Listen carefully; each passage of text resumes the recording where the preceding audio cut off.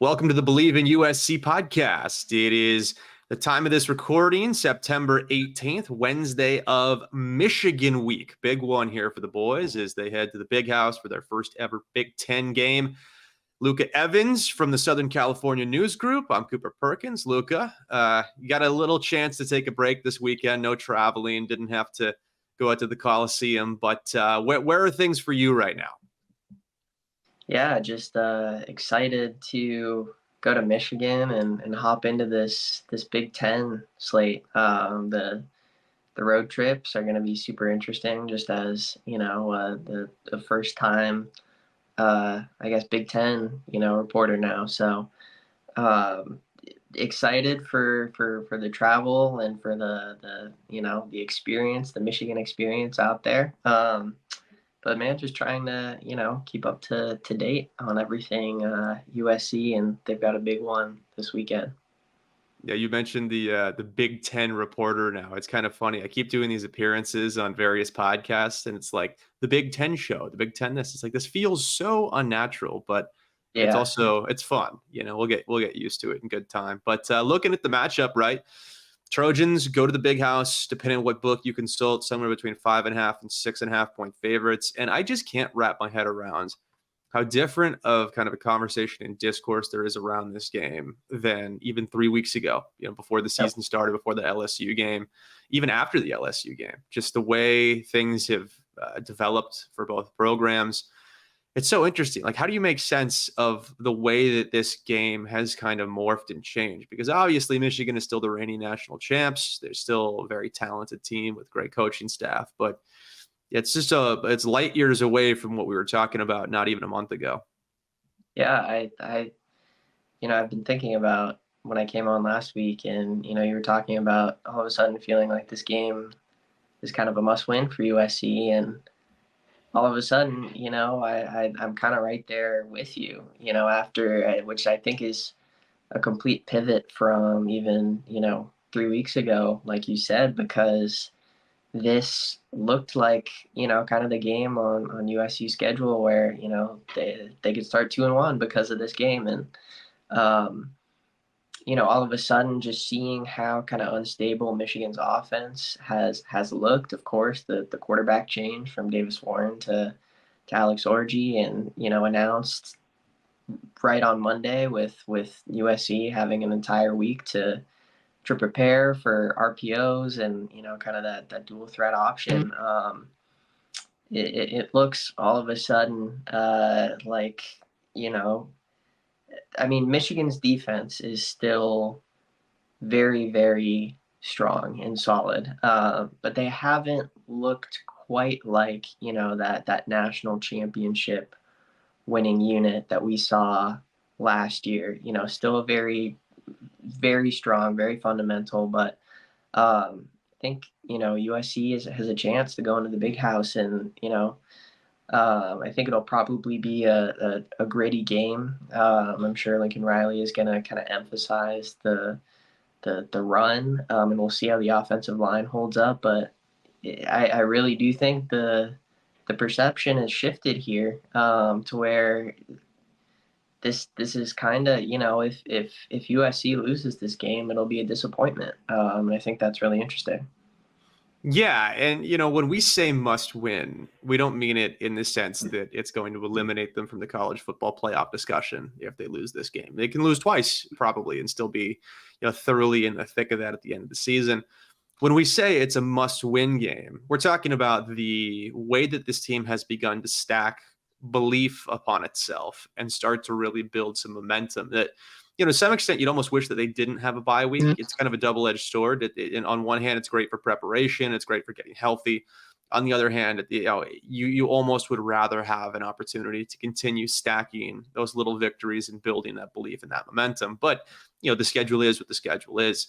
I think what's so fascinating about this game and the way that the paradigm has shifted a little bit about Michigan is we kind of have to throw out everything that we've seen from Michigan through their first, handful of games, because they are making that quarterback switch. And, On one hand, Alex Orji has not shown that he's a competent passer. He's not shown that he's really a college level quarterback in that sense, let alone a Power Four conference reigning national championship quarterback. But he does bring a skill set to the table that will change things quite a bit. And, I'm curious what your reaction was to Sherrone Moore making that announcement as early as he did in this week publicly. Rarely does it feel like gamesmanship really has that much value, but this felt like maybe one of those situations where why would you give D'Antonn Lynn and Lincoln Riley a full week to prepare for this? What was your reaction to that? Yeah, and Lincoln Riley said yesterday, he understood it. There are two schools of thought on it, as he put it, and from reading between the lines, you can assume that those two schools of thought essentially are one. On one hand, you could consider that sort of admirable in declaring so publicly and so early, we're turning a new leaf. This is our guy. We're not holding anything back. He's going to start. Maybe that helps, inspire confidence in him, make the offense feel a little bit more cohesive with that public knowledge. I don't know. From that standpoint, that could be one way of looking at it. And of course, like you said, there's the flip side of that, where all of a sudden D'Antonn Lynn, who's proven that he is a pretty expert game planner through just a few weeks as defensive coordinator, now this defense has a full week to prepare for the difference that he can bring as opposed to Davis Warren. And Lincoln Riley wouldn't say yesterday how long they've kind of been potentially preparing for a potential switch to Orji instead of Warren. But I do think it's interesting, right? Because that's the kind of announcement or move that you feel like Lincoln Riley would never make, and kind of and really, I think a majority of college football coaches rarely like to tip their hands to the media or so publicly. And you're right that there is that level of gamesmanship. And normally it's over really kind of insignificant details about game planning questions and, who's starting and this and that. But, from this standpoint, I can kind of see it both ways. I can see, Michigan, maybe Sherrone Moore, maybe kind of trying to right the ship a little bit and just, saying this is our guy publicly and trying to inspire a little bit of confidence there and, no bluff involved, no secrecy, but at the same time, you get the sense that, I don't know, Lincoln Riley and USC might have kind of an upper hand because of that decision. And, I do think they probably would have been prepared either way, but all of a sudden this gives you, yesterday at practice, the from what we could see in individual drills, the linebackers are walking through, playing against RPO formations on offense. And so all of a sudden, this gives you just a little bit more time to mentally focus and prepare and watch tape and that sort of thing. So it was a curious decision. I do think there's more benefit to it than people might see from Michigan's standpoint, but from USC's standpoint, I do think it's something that can kind of only help them. So, it's a fascinating wrinkle. Now, you mentioned in passing there, D'Antonn Lynn having proven that he's, a really good game planner. And I think it's interesting observing this upcoming matchup, right? Because it's going to be the first glimpse that we get of D'Antonn Lynn having to game plan for a dual threat quarterback at USC. Now, he did it very, very effectively last year at UCLA. The one that really comes to mind, I think, is that Utah game. Nate Johnson had 2 yards on 14 carries. I mean, Caleb Williams ended up with negative 20 rushing yards in that game against UCLA a year ago.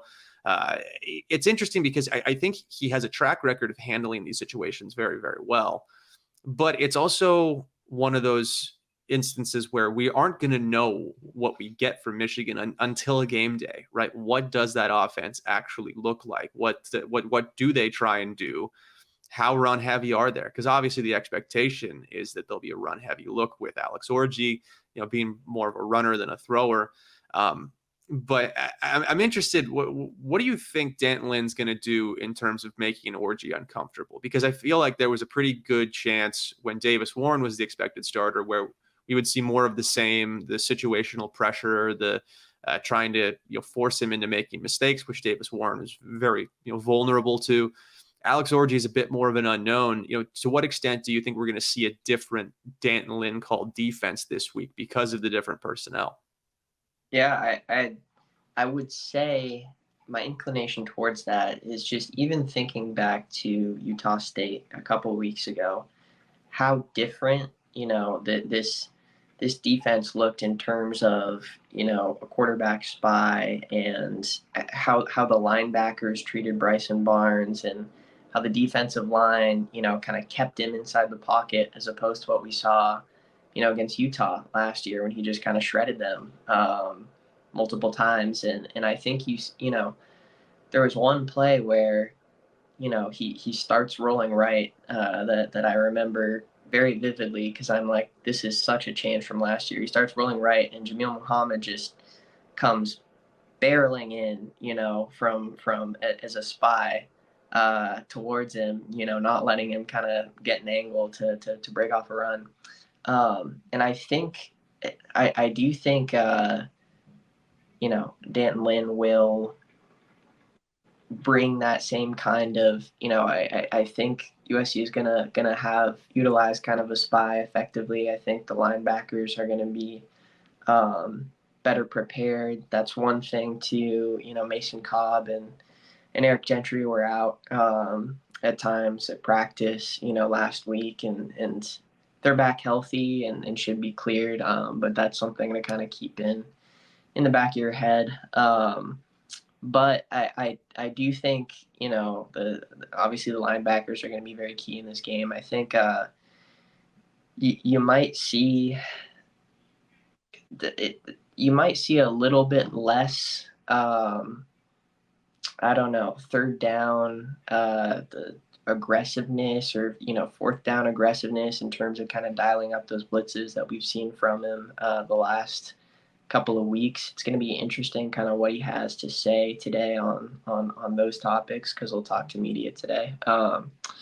But I think just kind of for that propensity of a new offense and not really having much tape on Alex Orji, that's kind of the inclination you might think. But they showed pretty well a couple weeks ago that they're prepared for a fairly, dual threat option in Bryson Barnes. And obviously this is a totally different situation, but I do expect, USC's defense to handle a running quarterback a little bit better than it did last year. I think it's just such a kind of almost a fun thing going into this, not knowing what to expect from Michigan, because it places a renewed sense of excitement around a game that I think had lost quite a bit of its luster. At one point this felt like, maybe it's going to be a big showdown game. In reality, it's kind of a must win for both sides. And now you have this unpredictability that's been injected into it. On the other side, though, we kind of know what to expect from Lincoln Riley offensively. We know that they're going to throw the ball, try and put Miller Moss in position to succeed. And we expect he'll probably commit to the run game fairly early. What that looks like, I think, remains to be seen. But, based on your expectations, how do you think USC is going to try and attack Michigan? Are they going to follow a Texas game plan and the roadmap they followed, trying to spread things out with the two big D tackles in the field? And then once they go out to get a break, attack the middle, running the ball? Do you think they're going to be a little bit more creative and try and reinvent things somewhat? I mean, I'm sure we'll see some wrinkles in here and some Lincoln Riley concepts that maybe have been withheld the first couple of weeks. But what are you expecting to see on that side of the football? Yeah, I think USC is going to find out very early if they can establish the run similar to how Texas did between the tackles with this offensive line against Michigan's defensive line. And a lot of it is going to hinge on, I think if you're pointing to a weaker point on the USC offensive line, I think it's so far been the right side. Mason Murphy has been better than he was last year, but Alani Noah, he's improved. He's had a couple of up and down games at right guard, and if those guys can't quite kind of hold off, Mason Graham and the like, it's going to be difficult for USC to kind of follow that, that Texas game plan of, even if those guys are off the field, just kind of to establish the run and Woody Marks between the tackles. So I do think a lot of this game is going to hinge on that, and if they can protect Miller Moss, I do think,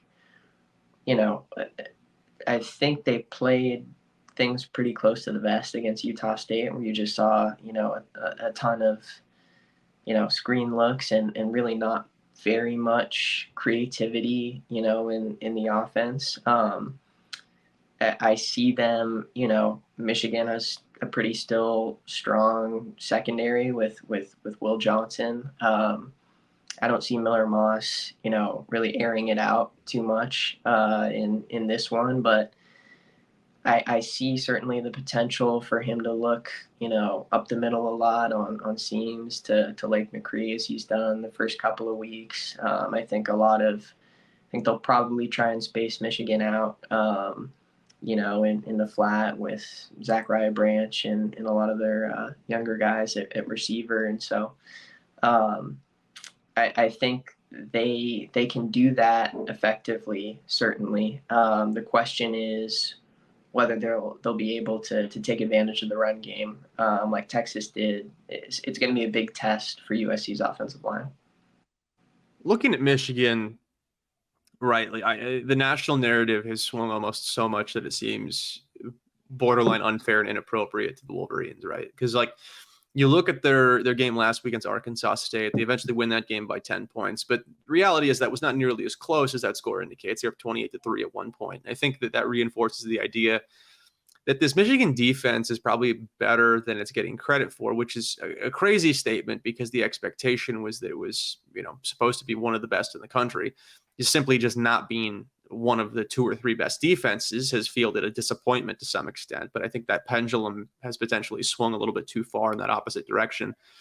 When I look at Michigan, though, what concerns me chief among everything has nothing to do with their personnel, their coaching, any tactical changes they make, and everything to do with the situation that they're in. And the fact that, Michigan right now is the wounded animal, and rarely do wounded animals like a Michigan lose two big games in a row at home. They do sandwich that Arkansas State game in the middle, but for all intents and purposes, the Texas and USC games are essentially back-to-back in the eyes of I think most onlookers and fans.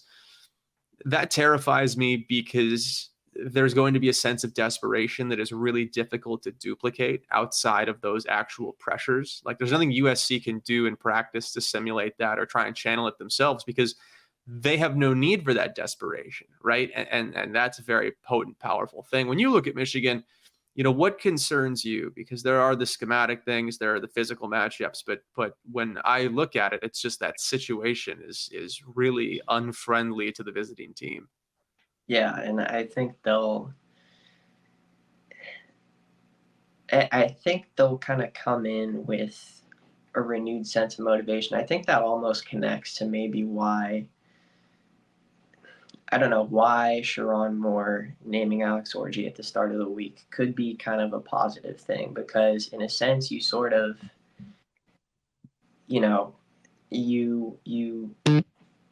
turn a leaf, you establish a newfound sort of, hey, we're coming in with a new offense. There's a new guy in here, and you sort of, you can kind of wipe a little bit of schematically from a game plan perspective, what went wrong the first 3 weeks, at least from the perception of it, and still keep the same mentality and aggressiveness of we have to win this game. And I think that, Lincoln Riley has made very clear from a narrative standpoint and tried to emphasize that USC is not underestimating Michigan. And this is still, a defending national champion with NFL guys, all over the field. And I think that's been a very kind of, calculated attempt to at least reframe, or add to the narrative a little bit that, USC is just going to smell blood in the water and walk into the big house and just stomp all over Michigan because, like you said, they're a wounded animal and they're not really coming in with their tail between their legs or anything. I think you're right from a standpoint of it, and I think in a way I think the bye week only hurts USC in that sense because Michigan has more time to kind of digest things and reframe and coming off of Arkansas State and USC just is sitting through this week where they're not carrying any momentum into a game. I think that all those kind of narrative factors and momentum factors do kind of favor Michigan in this game. And I think that is what would be most concerning for USC in this matchup. And as you look at like the landscape and how it's impacted by this game, right? Like we made the case that it's sort of becoming a must win for USC, at least from the standpoint of needing to protect the belief that they've built and continue to stack momentum on top itself. But if they do in fact lose this game, which I think is very much possible, I would put this game as close to a coin flip, I think, as any that I can remember. The LSU game, frankly, was probably a little bit closer to a coin flip than my hindsight bias is telling me. But I'm so unconvinced by this matchup because there are so many unknowns with Michigan that I also think that if USC loses this game, it serves one of two possible purposes, one of which is great and one of which is terrible. The good one is you lose this game, you immediately are back at it the ensuing week against Wisconsin, and there is a renewed sense of having to work, drive, figure it out. And generally speaking, that's pretty healthy early in the season and not something that would be bad to have. Obviously, you hate it to come at the cost of a loss and starting 0-1 in conference play. But as we've already litigated through, that's far from a death sentence in the larger picture of college football and the playoff chase. But the other side of what could come of it is exactly what we've touched on, that it serves to kind of stop as a momentum stop, a roadblock that slams on the brakes and puts this team in a difficult situation.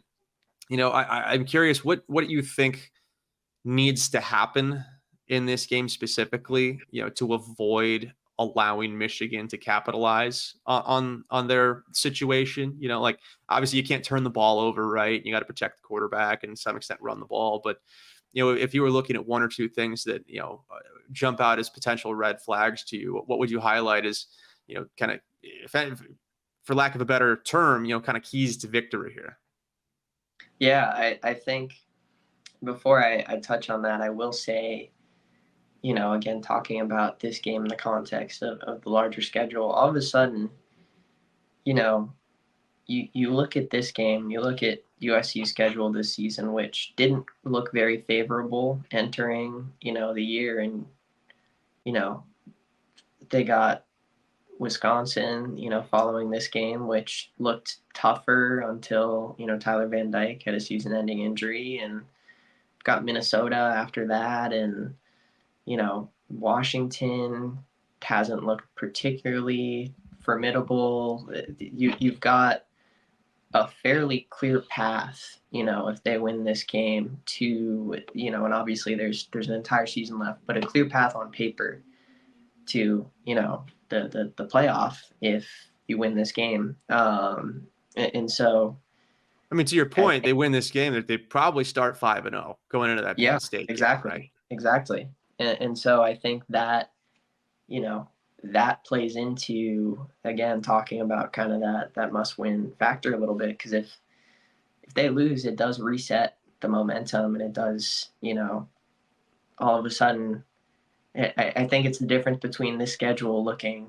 pretty favorable and this schedule looking, a little bit more stressful than it is with one loss. So, but from keys to the game standpoint, I think Mason Cobb, Eric Gentry, Easton Mascarenas Arnold have to fly as linebackers. They have to play smart. They can't. There cannot be more than there can't be any massive missed tackles in this game. I think that's going to be a huge emphasis for USC. Of course, it's like deja vu of last year, but framed in the context of this D'Antonn Lynn defense, which has looked much more fundamental this year. You just can't have too many breakdowns against a new offense, against Orgy in the open field. I think that's going to be kind of a massive point of emphasis. And then I obviously, like you said, you got to protect the quarterback. You got to emphasize the run game. But this is the first time, and Miller Moss has been in a ton of big games, a ton of big situations. But this is an all road matchup. First Big Ten game, a need for him to continue really leading this offense. And, I don't think USC can just kind of dink Michigan to death with, a screen game and that sort of thing. And the offensive line, he's going to get the ball out quick, but I don't think they can allow him to get consistent pressure all day and walk away with a victory. I think, Alani Noah and Manuel Pregnon and Elijah Page are really going to kind of need to showcase the improvements that they've made from last year. The young guys going to kind of need to step up in this big environment. And I think that's just kind of the biggest point of emphasis to me is we're going to really see if USC's offensive line is cut out for the Big Ten in this game and is, equipped to handle the schedule for the rest of the season. Yeah, and looking at that schedule, right, we just kind of touched on it a moment ago that you beat Michigan, you probably start 5-0 going into the Penn State game. The magic number since the start of the offseason has been 10 wins. That's probably what's going to have you in that 10 to 15 range, very much in the playoff discussion at the end of the season. 11-1, you're in, maybe have a first round bye. Totally depends on how the conference championships shake out. But 11-1, you're good. 10-2, it is kind of the must get. You go 9-3, you're leaving a lot of chance, a lot up to factors outside of your own control.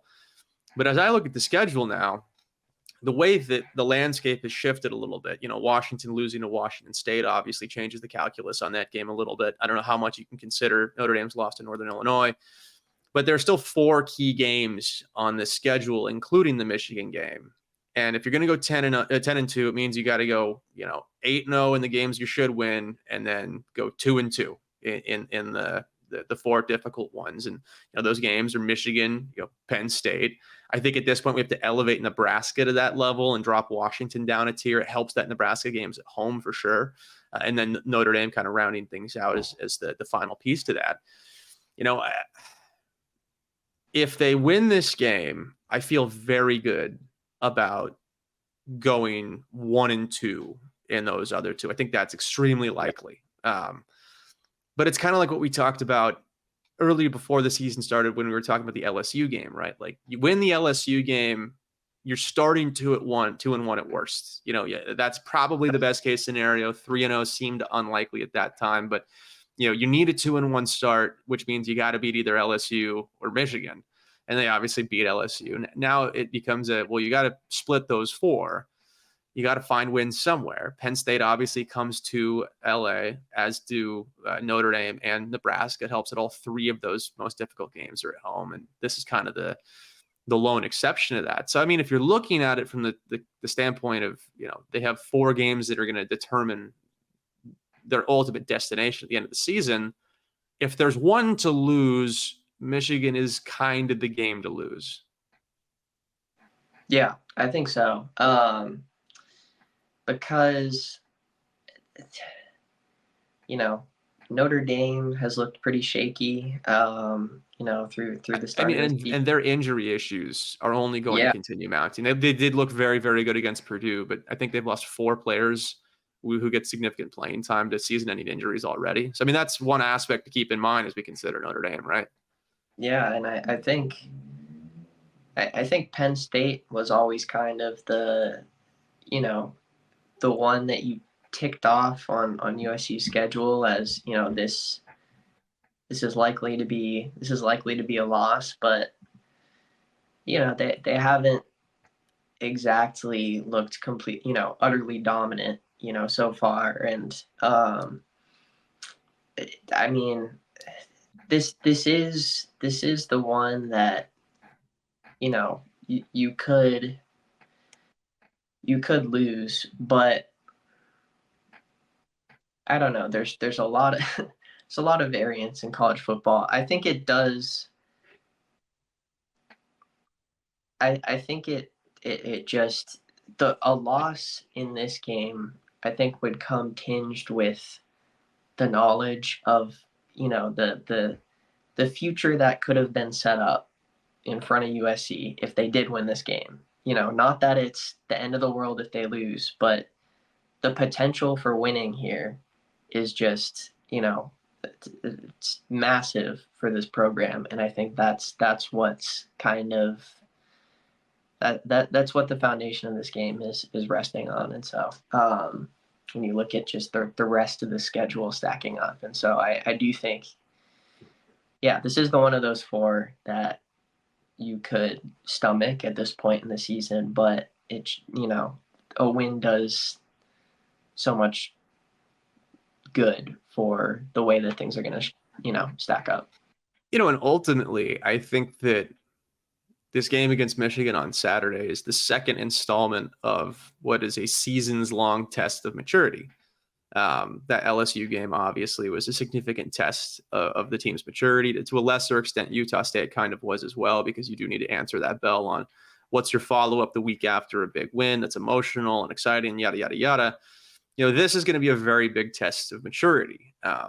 It'll be a physical test as well, where we'll learn quite a bit about the 2 lines in the front 7 on defense, and what we can reasonably expect from them the rest of the season. But when it's all said and done, I think we'll be talking early next week probably more about what did we learn about the maturity of this team? Are they as far along as they maybe looked in week 1? Are they not as far along as we thought? It'll be a very interesting display of where this team is at from a maturity standpoint.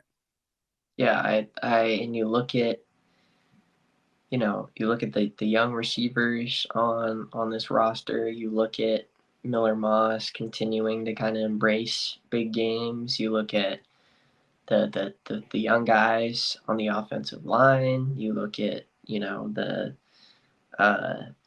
the potential young difference makers on the defensive line. From a maturity standpoint, just talking about that concept of maturity, big game for those guys. And I think just again another opportunity for